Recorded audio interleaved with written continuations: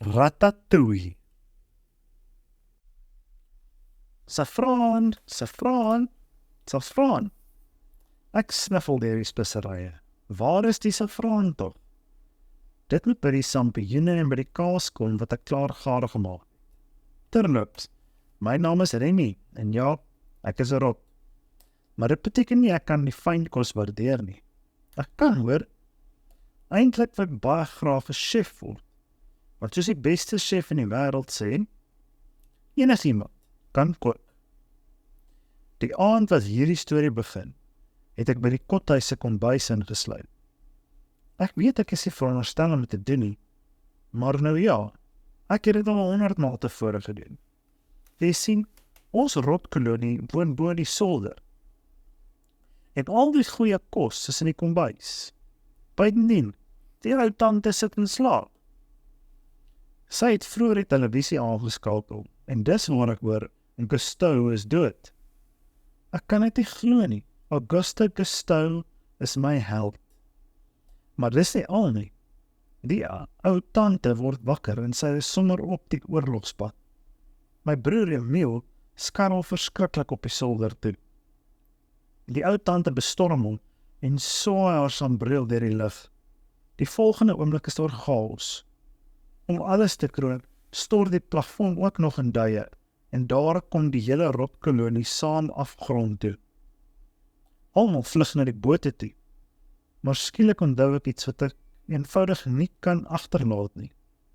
Gusteau se kookboek. Ek sluip gaan terug kombuis toe en gryp dit. Die kookboek dien as my boot, maar ek spoel weg van my familie af en beland in die rioolkanale. Toe ek teen dagbreek die boek aan wal sleep, is daar nie enkele rot in sig nie. Honger en hartseer blaai deur die kookboek, en toe gebeur die vreemdste ding. Gusteau se beeld praat skielik uit die bladsy met my. As jy honger is, gaan boontoe en kyk rond, sê hy. Ek kyk na die illustrasie, maar ek het nou net my hele familie verloor, al my vriende ook. Sê Gusteau. As jy jou kop breek oor wat jy moes agterlaat, gaan jy nooit kan sien wat voor lê nie. Waarom ek na hierdie denkbeeldige metgesel luister, weet ek nie. Maar ek is honger, en ek klim boontoe tot op 'n dak. Dis Parys, 'n groot, pragtige, skitterende juweel, en ek kan selfs Gusteau se restaurant sien. Dit wil my voorkom, ek het jou na my restaurant toe gelei, sê Gusteau. Ek skarrel oor die dakke na die restaurant toe, tot by 'n dakvenster. 'n regte fynproevers kombuis, slag ek. Gusteau knik. Ek weet jy het my boek gelees. Kom ons kyk hoeveel jy geleer het. Wie is die chef? Ek wys na die mannetjie met die groot hoed. Daarheen, sê ek. Jy's 'n slimrot, sê Gusteau. En wie is dit daardie? Vra hy en beduie na 'n seun wat die vloer skoonmaak. O, hy, sê ek. Hy is sommer net 'n skoonmaker, nie iemand wat kan kook nie. Die steen stamp per ongeluk 'n pot sop om. Ek sê altyd, enigiemand kan kook, sê Gusteau. Wel, ja, enigeen kan seker. Dit beteken nie enigeen behoort nie. Ek trek my asem in, toe die seun water en speserye in die sop gooi. Wat vang hy aan? Nee, dis verskriklik, roep ek uit. Hy bederf die sop. Net op daardie oomblik gee die vensterpaneel onder my mee. Ek trek deur die lug en land in 'n opwasbak vol skottelgiet water. Sopnat skarrel ek deur die bedrywige kombuis. Dis nie die plek vir 'n rot nie. Te veel mense met skerp messe. Maar op pad uit gaan ek by die pot sop verby. Wat ruik so aklig? Jef. Jy weet mos hoe net regte dokter, fluister Gusteau in my oor. Hier is nou jou kans. Ek moet eintlik maak dit wegkom, maar ek kan my nie so ver kry nie. Dus was ek my potjies en bekyk al die bestanddele op die toonbank. Gooi ek klompe kruie, speserye en groente by. Net toe ek so te sê klaar is en die sop 'n heerlike delikate speseryagtige geur het, sien ek hoe Linguini, die skoonmakersseun, na my staar. Die volgende oomblik roep Skinner die chef uit. Die sop! Waar is die sop? Linguini druk my vinnig onder 'n vergietes in. Kom uit my pad uit, skoonmaker, skel Skinner, en storm op die pot sop af. Skielik sien hy die soplepel in Linguini se hand en gryp die verdwaaste seun aan die kraag. Het jy die sop gemaak? Skree hy woedend. Hoe durf jy in my kombuis kook? Dis egter te laat. Die sop is reeds bedien. Met afgryse vervul gaan loer Skinner wat in die eetkamer aangaan. 'n Vrou het aan die sop geproe en wink Mustafa die kelner nader. Linguini, jy's afgedank, skree Skinner. Colette, een van die kokke, proe aan die sop. Sy hou daarvan. En toe Mustafa terugkom, glimlag hy breed. Die dame is gaande oor die sop, sê hy. Skinner draai na Linguini. Miskien was ek 'n bietjie haastig met ons nuwe skoonmaker, sê hy met 'n kil glimlaggie. Hy het 'n groot kans gewaag en ons behoort om erkenning te gee, soos chef Gusteau sou doen. Jy gaan nou weer die sop maak en die keer sal ek jou fyn dophou. Maar toe sien hy my op die toonbank. Rot! Skree hy. Linguini vang my. Maak vrek die ding, beveel Skinner. Linguini neem my rivier toe. Hy gaan my ingooi. Verlam van vrees kyk ek op na hom. Nie so na my kyk nie, sê hy. Jy is nie die enigste een wat in die moeilikheid is nie. Ek moet weer sop maak. Ek kan nie kookie. Hy sug, maar hy kan. Ek knik en sien hoe sy oë rek. Dink jy sal dit weer kan doen? Ek knik weer, en daar los Linguini my. Soos blits kies ek die hasepad, maar dan tref het my. Dis dalk my groot kans. Ek kan 'n chef word. Toe draai ek terug na Linguini toe. Terug in die restaurant, steek Linguini my in sy hemp weg. Ek probeer hom beduie hoe om weer die sop te maak, deur op en af in sy mou te hardloop, maar dit laat hom te veel giggel en kriebel. Toe probeer ek hom byt om te sien of hy verstaan wat hy moet doen, maar dit werk ook nie. Later gaan ons terug na Linguini se woonstel om 'n stelsel uit te werk. Ek gaan sit op Linguini se kop en trek verskillende bossies hare om sy arms en bene te laat beweeg. Dit vat baie oefening, maar ek trek 'n bossie hier en pluk 'n bietjie daar en sien daar. Ons word 'n kookspan. Terug by die restaurant, kruip ek onder Linguini se kokshoed weg. En so saam maak ons die sop. En ons doen dit perfek. Ja, geluk, sê Skinner suur. Jy het daarin geslaag om jou toevallige sukses te herhaal. Maar as jy in my kombuis wil oorleef, moet jy meer kan doen as net sop maak. Colette sal verantwoordelik wees om jou te leer hoe dinge hier gedoen word. Linguini gaan na Colette toe. Luister, ek wil hê jy moet weet hoe geëerd ek voel om by so 'n wonderlike. Maar Colette maak hom stil. Nee, luister jy, slou sy. Hoeveel vroumense sien jy in die kombuis? Ek het te lank en te hard gewerk om toe te laat dat 'n skoonmakertjie my kanse bederf. Verstaan jy? Intussen het Skinner 'n geheim ontdek. Julle sien, die restaurant word syne, tensy 'n erfgenaam van Gusteau dit binne 2 jaar kom ophuis. Maar toe Linguini by die restaurant kom werk soek het hy 'n verseelde brief van sy oorlede ma vir Skinner gegee. Daarin word beweer Linguini is Gusteau se seun, maar die skoonmaker weet dit nie. Die skobbejak Skinner wys die brief net vir sy prokureur. en die sliewe vent raai Skinner aan om het stil te hou. Na 'n paar dae kom ek en Linguini mooi reg, en Colette begin selfs van Linguini hou. Geduldig leer sy hom al die geheime van kookkuns. Ek is die ene ore en sommer gou voel ek soos 'n regte chef. Toe, een aand, vra van die gaste die kelner Mustafa vir iets niets. Iets niets? Skinner frons. Wel, hulle hou van Linguini se sop, sê Mustafa. En nou wil hulle iets niets sê, van Linguini af. Nou maar goed, sê Skinner en wink Linguini nader. Hier is jou kans om iets besonders met jou talent te maak. Soepvleis à la Gusto. Colette lees die resep. Soetvleis in 'n seegras soutkors. Dit klink akelig, maar sy haal haar skouers op. Dis Gusto se resep. Toe spring ons aan die werk. Ek laat Linguini ekstra speserye byvoeg om die gereg te verbeter.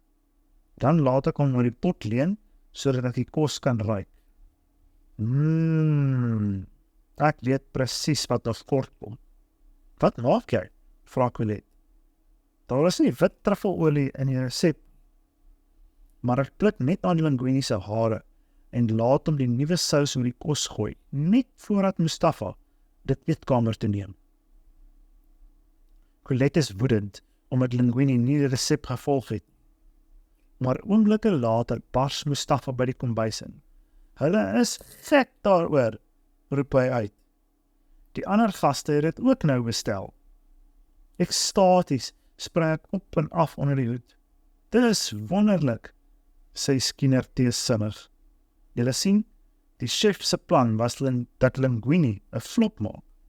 Die resep wat Skinner hom gegee het, was een van Gusto se swakste. Toe die gaste weg is, wens al die kokke Linguini geluk, maar Colette is hartseer. Sy het Linguini alles geleer wat sy weet, en nou lyk dit asof hy haar nie eens raak sien nie. Buite haal Linguini maar uit sy hoed. Kom 'n bietjie uit, klein chef. Ons het vanaand rarig gekook, sê hy. Ek smil nog aan die brood en kaas wat hy vir my geberg het, toe ek iets by die vullisblikke hoor ritsel. Dis my broer Emile. Hy is sowaar ook in Parys. Kan jy dit glo? Ek is so bly om hom te sien en gee vir hom 'n lekker stukkie kaas. Dis die lekkerste afvalkos wat ek nog geëet het, sê Emile. Haai, pa weet nie eens jy lewe nog nie. Ek moet vir jou ons nuwe plek gaan wys. Jy sal daarvan hou. Ja, maar, stamel ek. Wil ek regtig teruggaan na my ou lewe? Ag, nou ja, ek kan seker maar vir 'n heen en weertjie gaan. Saam kies ons koers die donker riooltunnels in. Wat jy die wonderlikste kosvoorraad ontdek, gaan die Emile voort. Ek kan nie wag om vir pa te vertel nie. Kom ons hou dit liewer stil, sê ek. Ek weet pa sal nie my nuwe lewe goedkeur nie. Ons het verlang na jou, sê pa toe ons by die riool woonplek kom. Maar die belangrikste is dat jy nou by die huis is. Ek kyk om my heen. Dis 'n heerlike partytjie en die nuwe woonplek lyk lekker. Vir rotte. Dit voel net nie reg vir my nie. Voordat ek loop, wil pa my iets gaan wys. Hy neem my na 'n winkel toe wat daarin spesialiseer om rotte uit te roei. Dis skrikaanjaend, maar ek dink nog steeds mense en rotte kan goed oor die weg kom. En ek wil kook. Dis al wat ek regtig graag wil doen.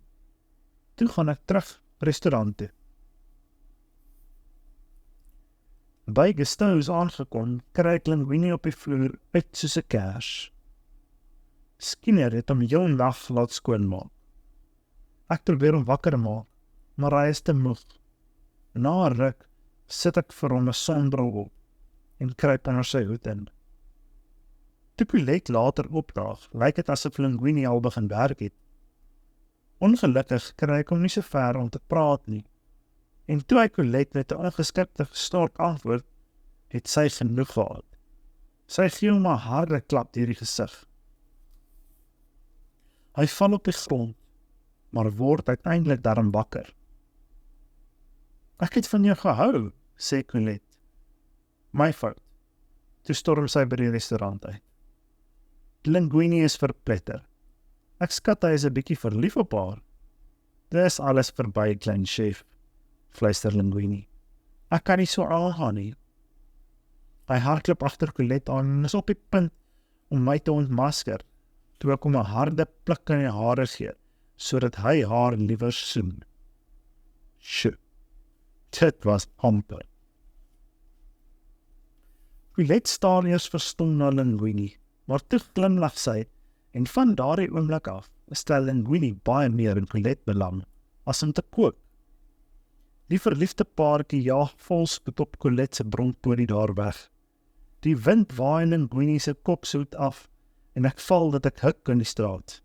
Heina! Ek weet nie eintlik wat om te doen nie, en loop stadig terug restaurant toe. Daar kom ek af op die meal en 'n paar vriende, wat vir my staan en wag. Hulle is daar vir die kos. Ek sluip by Skinner se kantoor in om die Spence se sleutel te kry. Heel toevallig sien ek in 'n laai 'n dokument waarop staan Gusteau se testament. Nuuskierig blaai ek daardeur en kom op 'n brief af wat beweer dat Linguini Gusteau se seun is. 1, 2, 3 kom ek tot die gevolgtrekking dat Skinner al die tyd Linguini van sy erfenis probeer beroof. Die restaurant. Skielik staan Skinner daar. Ek gryp gou die papiere en ontslip die chef. Later daardie aand gee ek die papiere vir Linguini. Toe Skinner dus die volgende oggend by sy kantoor opdaag, wagloop Colette en Linguini hom in. Skinner word daar en dan afgedank en druipsterk is hy daaruit. Nou is Linguini die chef, en binne 'n paar weke laat ek en hy die mense na die restaurant toe stroom. Maar om eerlik te wees, na ruk begin hy hom wat verbeel oor sy status as 'n jong, opkomende chef. Totdat Anton Ego een aand by die restaurant inloop. Ego is die heel bekendste koskritikus, die verneynigste van almal, en hy bespreek 'n tafel vir die volgende aand. Hy gaan die restaurant beoordeel. En toe Linguini uiteindelik daardie aand by die kombuis instap, is die aandete laat. Ek is ontstel, en miskien het ek sy hare 'n bietjie te hard gepluk, want hy hardloop skielik buitentoe. Ek is nie 'n marionet nie, skree hy, en los my neer buite in die donker.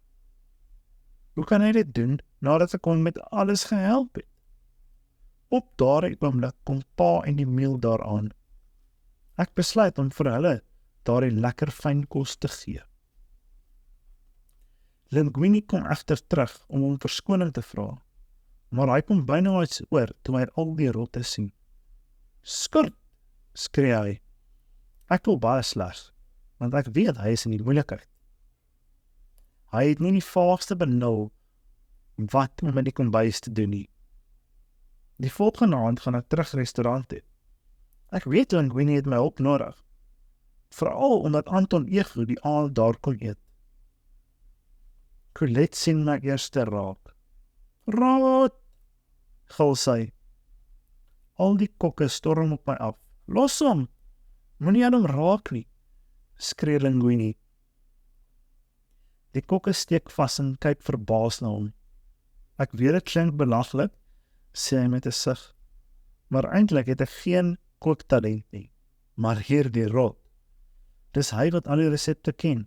Hy is die kok, die ware kok. Nou toe, wat sê julle? Gaan julle my help? Maar ongelukkig stap al die kokke uit, en Colette ook. Linguini is verslaan, maar my pa het gesien hoe die jong man my, 'n rot, beskerm en besluit om hom te help. Ons is nie kokke nie, sê hy vir Linguini, maar sê net wat ons moet doen. En daar spring die hele rotkolonie aan die werk. Ek moes natuurlik eers almal aan die skottelgoedwasser was. En dan sy rolskaatse kan Linguini al die tafels bedien. Egosin ook. In die kombuis wemel dit van bedrywige rotte, wat oral aan die werk is, toe Colette onverwags terugkom.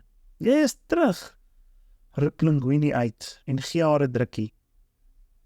Sê net vir my wat die rotte wil kook, sê sy. Ek blaai deur die Gusteau kookboek na die ratatouille resep. Maar, sê Colette, dit is so eenvoudige gereg, en onthou, ego is hier. Is jy seker? Ek knik. Natuurlik is ek seker. En toe begin ons kook. Ego is in vervoering oor die ratatouille.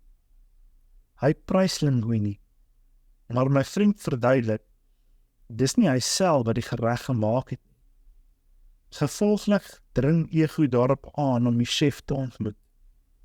Linguini sê hy sal moet wag tot al die ander gaste weg is. Toe net Ego oor is in die restaurant, kom haal Linguini en Colette my. Eers dink Ego dis 'n grap, maar toe verstel Linguini om alles. Stadig verdwyn die glimlag van Ego se gesig af, en toe Linguini klaar is, staar die man op. Baie dankie vir die ete, sê hy, en loop sonder 'n woord verder uit. Ons weet nie eintlik wat om te dink nie, maar die volgende oggend word ons opgehemel in Ego se rubriek. Hy noem my 'n totaal onverwagse nuwe talent en verklaar dat ek die heel beste chef in Frankryk is. Ek was nog nooit in my lewe so gelukkig. Ego verklap nie ons geheim nie. Dis Skinner wat die rot uit die mou laat. Hy het Linguini al 'n hele ruk lank dopgehou en my gesien die aand toe ek die testament gevind het. Gevolglik bel hy die gesondheidsinspekteur. Gusteau's moet toemaak, maar dit keer ons nie. Ons maak 'n nuwe restaurant toe. La Ratatouille. Linguini is die la maître en ek kook saam met Colette in die kombuis. Ek en my familie het selfs ons eie klein eetkamer bo op die hoofrestaurant. En Ego, wel, hy is ons mees loyale klant en ons grootste ondersteuner. Ek skat my storie bewys nou dat enigiemand kan kook. Ek bedoel, ek is 'n rot en ek is die nuwe chef in die stad. Fluit, my storie is uit.